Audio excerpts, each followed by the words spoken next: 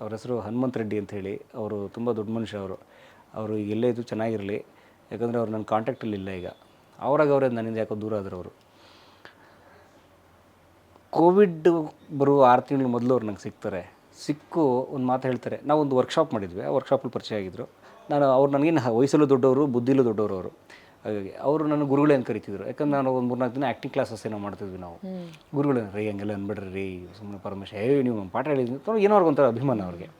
ಅವ್ರು ಬಂದು, ಸರ್ ನೀವು ಯೂಟ್ಯೂಬಲ್ಲಿ ವೀಡಿಯೋ ಹಾಕ್ತಿರ್ತೀರಲ್ಲ, ವೀಡಿಯೋ ಹಾಕೋದು ವಾಟ್ಸಪ್ಪಲ್ಲಿ ಎಲ್ರಿಗೂ ಶೇರ್ ಮಾಡೋದು ಲಿಂಕ್. ಅದೊಂದು 100 ಜನ 20 ಜನ ಹಿಂಗೆಲ್ಲ ನೋಡೋರು ಅದನ್ನ.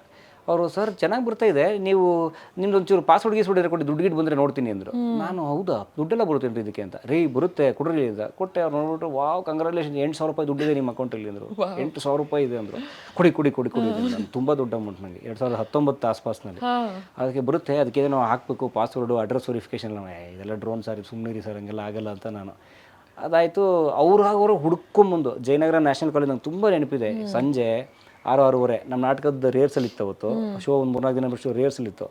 6-6:30ಗೆ ರಿಹರ್ಸಲ್ಲು. ಒಂದು ಅರ್ಧ ಗಂಟೆ ಮುಂಚೆ ಬರ್ತೀನಿ ಅಂದರೆ ಅವ್ರ ಕಂಪ್ನಿಯಿಂದ ಡೈರೆಕ್ಟಾಗಿ ಬಂದಿದೆ ವಿತ್ IT ಇಂಜಿನಿಯರ್ ಡ್ರೆಸ್ ಹಾಕ್ಕೊಂಡು. ಆಗ ಇದರಲ್ಲಿ ನೋಡಿ 8,000 ರೂಪಾಯಿ ದುಡ್ಡಿದೆ, ನೀವು ಮಾಡಿ ವೀಡಿಯೋಸ್ ಮಾಡಿ ಇದು ಕ್ಲಿಕ್ ಆಗಿಬಿಡ್ತೀರ ಹಂಗೆ ಹಿಂಗೆ ಅಂತ. ಏನು ಹೇಳ್ತಾರೆ, ಯಾಕೆ ನಮ್ಗೆ ಇಲ್ಲಿ ಡಾಕ್ಯುಮೆಂಟ್ರಿ ಸ್ವಲ್ಪ ದುಡ್ಡು ಕಾಸು ಬರುತ್ತಲ್ಲ, ನಮಗೊಂದು ಅಹಂಕಾರ ನಮಗೆ. ಏನು ಹೇಳ್ತೀರಿ ರೆಡ್ಡಿ ಅವರೇ ಬಿಡಿ ಹಾಗೆ ಹೀಗೆ ಅಂತ.